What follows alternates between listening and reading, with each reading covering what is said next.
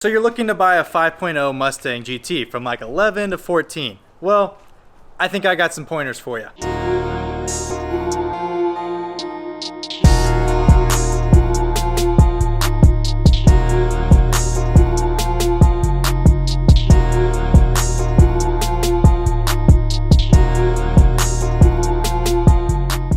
So right here is my 2013 Mustang GT. I bought this actually used here in California from what turned out to be one of my buddies because we became friends after I purchased the car. I got the car already with some mods on it, but I was looking at stock cars as well. This one just came up, was a great deal. Had a lot of the parts I already wanted to put on the car, so I sprung for it. I did not rush into this deal at all. I mean, you can ask my friends. I spent literally months, and I mean months, looking all over Facebook, all over Craigslist, and trying to find the perfect deal. Literally drove 500 miles overnight, stayed one night in a hotel, and then drove it all the way back when I was 20 years old and purchased what was my dream car at the time. I've done a few mods on it, as you guys could probably see. It's documented all over the channel. But if you were to come and pick up a car, or even pick this car up from me, even though you could take my word for it and I kept good care of it, there's a few things you gotta look out for. When it comes to these Coyotes, there's one issue, which is the engine tick, and you can just easily hear the car and just start it up and see if it has that tick. It really sounds like a typewriter or a barbecue igniter. You'll hear it from the passenger side, like right by the wheel, and then you'll hear if it has a tick. My car does not have the tick. It actually had a small exhaust leak when I first got it, but I just fixed that at the exhaust shop. They welded in, or actually they used these clamps that covered it up, and I haven't had an issue since. And I just think it's from the aftermarket exhaust. There's a few weird things with the H-pipe that just didn't line up perfectly. If it's an amazing deal and it really is like the car for you and it has the Coyote tick, do not worry. It doesn't seem like it's that big of an issue. It's just a weird sound that the cars make, but if you can avoid it, why not? But really, I don't think it's gonna cause that much of an issue for you. There's a lot of people that just beat on these things with Coyote ticks and just they keep going. It's crazy. When you're also checking out the car, you have to see if it has a manual or an automatic. A manual has the MT82, the automatic is a 6R80. 6R80s, generally, don't worry. They're problem free, they're super strong. MT82, however, make sure your second gear, make sure your third gear, those synchros do not grind. MT82s, if they were beat on with the stock clutch, because the stock clutch is literally the worst thing ever in these cars, then that's gonna be your problem. So if it has any kind of mods, if it has an aftermarket clutch, hopefully they did one that's really good, and that way you're already taken care of. But be careful of second and third gear if you get the manual. Make sure it's not grinding or doesn't feel notchy or anything like that. My mom's car, which usually sits right here, it's not here right now. Her car is like the best stock MT82 I've ever felt in my life. I barely push it forward from neutral into third and it just falls into the gear. It's insane. So if you can find one like that, you're perfect, you're good to go. Hers was owned by an old guy and he only had 9,000 miles on it. So hers was perfect, but for the most part, these MT82s, if they were beat on, will be a little rough to get into gear. And hopefully the person did what I did and put a new clutch in there. So although mine is modified, the deck lid right here is a common problem that'll wear, which might allow you, I mean, it's not that big of a deal, but it might allow you to drop a few bucks off the car. Mine was peeling right here on this edge. On the normal one, there's a faux gas cap. My mom's car isn't here to show you that because she has a stock one. But it usually peels on this edge because when people close the trunk, they grab it by this edge, because you gotta think it's like right here. They close it, and that's how they get all their oils and stuff. Whatever Ford did on that paint is super weak. Like the clear coat just like rubs right off. So you gotta be careful of that on this. So what I did was I just put on a new Fred's Parts deck lid, put the 15 GT logo on it, and boom, it's taken care of. Now when it comes to the interior, you either have a premium or a base. This is a base. I have the cloth seats. I don't have the door card speakers. I also have the matte black door handles. Usually these are chrome. That's a telltale sign if it's a premium. And also obviously the leather seats. This does get worn. So as you can see, I have a few creases on mine. Actually, I don't know if you guys can see that, but it's got a few creases on there. It's got my butt imprint. Yeah, I guess I just pucker my butt so tight whenever I drive this car, it leaves an imprint. But yeah, other than that, you just want to make sure there's nothing too bad. Like they could have scratches all along here. This is kind of whatever to me because I want to get the Recaros. This is the sync system in the car, and this could be a problem area for some. Because mine has been giving me issues. It will literally ask me like 5 times to set up my phone, and then when I do set it up or whatever, it doesn't actually connect. Like I'll start the car and it'll play audio from my phone, and then when I click sync, it won't go through.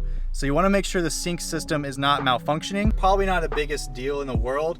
However, if it is kind of funky, well, just know there is a solution. Plus, you could always go aftermarket with a double din. So it's got this little screen and all that, which I made videos on, and it's cool. It makes lights. It has lots of cool features on it, like 0 to 60s and stuff like that. But you can always add this in aftermarket for around 400 bucks, 500 bucks. Not that big of a deal. Don't let that be the thing that makes you pay thousands over a base model if it's just this freaking cluster. Like, this is so easy to change. And that's really why I personally went with the base model, is because all of the things on the premium, I was gonna go way better than that just by upgrading. So like my speakers, I have subwoofers. My steering wheel is no longer leather. It's carbon fiber, as you guys can see, the new cluster, all that. So I didn't really care too much about those premium features because I was just gonna upgrade way past them. So if you're someone that wants to keep it stock though, definitely look into a premium. It's got a lot of good features if you just don't want to touch it. But if you're someone that likes to tinker like myself and you want to customize it, make it your own, then go with the base model. You can upgrade and get all these parts and just make it so much better. Like, one of the things I want to do is do Alcantara to match this with the yellow stitching. I want to put that right here with like yellow Alcantara stitching lines. That'd be sick. I haven't seen too many people do that. I think that would be super awesome. So I'm opening up the hood, but a common issue on these cars, if they were not put into a garage or at least cared for well with the paint and detailing, is the front of this will actually start to chip off because these are aluminum hoods. So a lot of people go for those big cow hoods that are fiberglass. Little do they know, those are actually heavier than stock hoods. The stock hood is one of the lightest hoods you can get for the car, because when you do all those fiberglass cows and stuff, it's a lot of extra layers and all that. So it adds a lot of weight to the front end. But this aluminum hood is actually one of the lightest ones you can get, and it's just stock.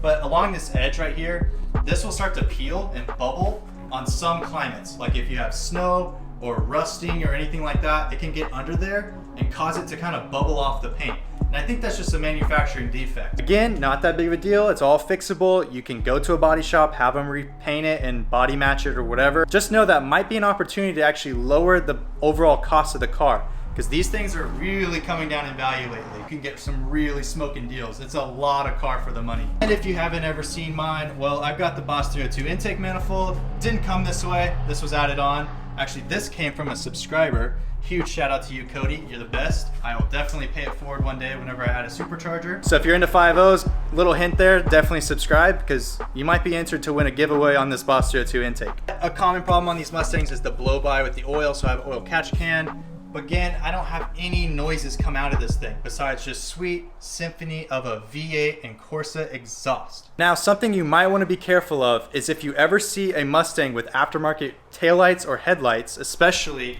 a 1314, because these bad boys are expensive, and don't even get me started on the taillights. These things are like gold. Everybody wants these things. Let me show you real quick because they're pretty sweet. They're like these rings, and I have this little automatic thing that makes it go sideways when I lock it and stuff. It does that when I brake too. Like a huge telltale sign is a 1314 that doesn't have 1314 headlights or taillights, which either has the 2-bar headlights or the 3-ring taillights.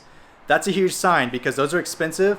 He may have gotten into an accident and didn't want to pay the money for the nicer taillights that actually match and went with the older 11 to 12. But just know he might be hiding something. Maybe he didn't report an accident, did it out of pocket, and just didn't want to splurge and get the nice headlights and taillights that actually match the car. And then one of the last things you should check, which should be kind of self-explanatory, is get under the car, make sure there's no leaks, nothing weird, and also start the car, but from a cold start. If the engine's already warm before you start it, there might be something they're hiding. Also, if it's tuned, try to get the tuner for the car, because a lot of times people will unmarry the tuner or sell it aftermarket or something like that, or sell it online, and they just screw the next buyer of the car because now they don't have the tuner that is married to the car, and you don't know what tune is on it or anything like that. So if you're buying a pre-tuned car, one, make sure it's from a very good tuner like Palm Beach Dyno, Lund Racing, Siley, or anything like that. Stay away from Bama Performance. Bama Performance is not the best tuner, but a lot of people have it. Just know you can always change tuners too. And then also get the tuning device, because that'll allow you to go to a different tuner or just get something that's upgraded and just runs a lot better, especially if you have Bama. They leave so much performance on the table. Definitely get a proper tune. But then really it's going to come down to the test drive. Do the brakes work? Do they make any noises? Does it pull any way either side? You know, these are the basic things that you should kind of know if you're doing a test drive anyways. But the Mustangs, there's a few little things that might help you drop the value down a little bit. So let's go on the computer, check out what's around in my area, and then we'll kind of see, is this a car that I would buy? or what would I be weary of if I was to buy this car? So I have my phone and I'm going to record everything from here on out on my Facebook Marketplace because, again, like I said, Craigslist, who's using that anymore? But right there is Paramount Speed. What did they install? F-150 Roush Supercharged Killer Chiller. Hey, Paramount Speed, stay tuned, you guys. We're gonna have something coming with them too. So let's go to Marketplace real quick and we're gonna take a look. Don't look at that. Don't look at that. We're looking at other stuff. And we're gonna take a look at 2013 5.0 Mustang because, well, that's what I have. So if you look here, we got one in Antioch. I'm in Sacramento, California. This is a Brembo package, black one just like mine. Cool photos, Roush axle back, 5.0. Geez, come on. 69,000 miles, in-gauge tuner, just like me. So that's good. Got these Corbos in it. I'm not a big fan of those. I don't like how it has all the wrinkles and it looks so like puffy, but it's an aftermarket. Just an air-raid cold air intake. So he just has, oh, he's got the JLT intake or the catch can. So that's a huge plus right there. It's black, looks good. It's got the Boss 302 grill on it. Roush lip. Yeah, so it's got some decent little aesthetic parts. The factory everything, factory headlights, taillights. For 69,000 miles, it's got the GT 500 wing. You know what? This is actually not that bad. This is 18,500 or best offer, 70,000 miles. Honestly, if I were to get it around 15 or 16, that's a really good deal. I would totally take this for 15 or 16. He obviously cares for it. Those are very clean mods that he's done to it. So he's obviously cared for the car. And also the paint looks like it's in pretty good condition. Next, we're gonna take a look at this other 2013 for 19,000. So it's a slight bit more. Also has a little bit more miles on it. But again, it's black. You can see it's got the quad tips, GT 500 wing, the little hood that has, it's like a Cobra R hood or like a small cowl. Not a big fan of the billet grill. Looks like he did have it on drag radials, so you can bet he definitely beat on it a bit. Quad exhaust, good tires, good pictures. Obviously he was into his car. He wanted professional photos or took photos of it. So honestly, this one, you can tell it was definitely used a lot more. It's got a PMAS Lund tune again, so has the N-gauge probably. Came with Mickey Thompson's. He's also got welds. He's asking 19. I don't know, man. This one, you can tell he definitely used it. But again, I use my car and it's all about how you took care of it. This one would be kind of a roll of the dice. However, for 19, it's a little too high for me for the stuff that's on it. That one would be more of a 15 knowing what its back end is, especially because it doesn't look like, when we go on here, it doesn't look like there's an aftermarket clutch. Yeah, so he's been beating on it with the stock clutch. I don't know. That one would make me a little nervous. Put that one low on my priority. The other one looked a whole lot cleaner. Let's go to this red one for 22. Automatic, 53,000. Has wheels, maybe lowered, wrapped roof, wrapped trunk. Looks like it also has that deck lid peel. See how it's getting a little weird at the edge there? This is at a dealership. Manual. Ooh, cloth Recaros. Those cloth Recaros are super rare. I really want them, but I mean, the price that they're asking is super high. 22 for basically a stock car with wrap on it and Recaros, wheels and tires. Oh, it's got exhaust. But those aren't Corsas. They're just quad exhausts. No lip, nothing like that. This is way overpriced. I would not pay for that unless you got a smoking deal. That is insane. One that comes up to my mind right here, or comes up in my face, is this 18,000 with the GT 500 front end. What are you doing right there, bud? That looks so weird. Usually there's a snake right there for the Shelby, and you put a GT badge and you can still kind of see the block around it. That looks terrible, but the paint match looks good. The stripes aren't my style. I'm not a stripe guy, but they look like they were done really quality and they're not peeling up or anything. The 3-piece lip looks really good. Just change out that GT badge. Also, he's got the matte deck lid or wrapped on it. Pretty decent designed wheels. It's an automatic 6R80, so that means it's super stout. It's a leather car. Oh, they're Verdes, but they're huge. They look like 22s or something. It is a 5.0 though. All right, let's go to the details. Let's see what this is. $63,000, $18,000. That GT 500 front end swap is roughly like $3,000 to do with paint.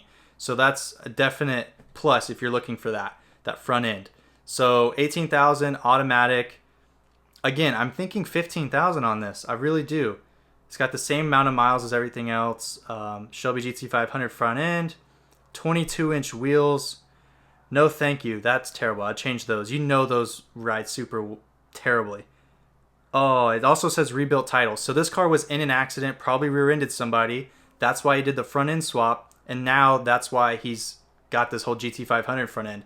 That is way overpriced for a rebuilt title. I mean, this could have been a fender bender and just a quick bumper swap and, you know, needed a headlight or something. But still, the 22-inch wheels, I'm not feeling that at all. Plus, I don't know, the accident is always like a question, you know? If I didn't do the work and I didn't know what it looked like before, it's tough unless someone else has everything documented, photo and video. I wouldn't trust it, you know? I'm going to take a timeout real quick because that brings up a really good point. I'm kind of looking to rebuild something from Copart, Ford related, like an older F-150 or maybe a Mustang or something like that. Is that something you guys would be interested in? I would really like to learn how to rebuild it and document the whole process and share it with you guys, just because I think we can, one, really save a car, and two, I think we can make some really fun content and teach you guys a lot of things while I also learn. And then three, also enjoy the vehicle. So if that's something you guys would be interested in, leave a comment down below. I'm interested in hearing your thoughts. I think I'm gonna end the video right here. I've talked long enough about what to look for when you're buying a 5.0 and when you're there in person, as well as what you're looking for online. So I hope this kind of helped you guys. If there's anything I missed or anything you guys would like to have more in depth, leave a comment down below and I'll try to make it in the next video or the next few videos. As always, I hope you guys enjoyed. If you did, then please comment, like, subscribe, and I'll catch you guys next time.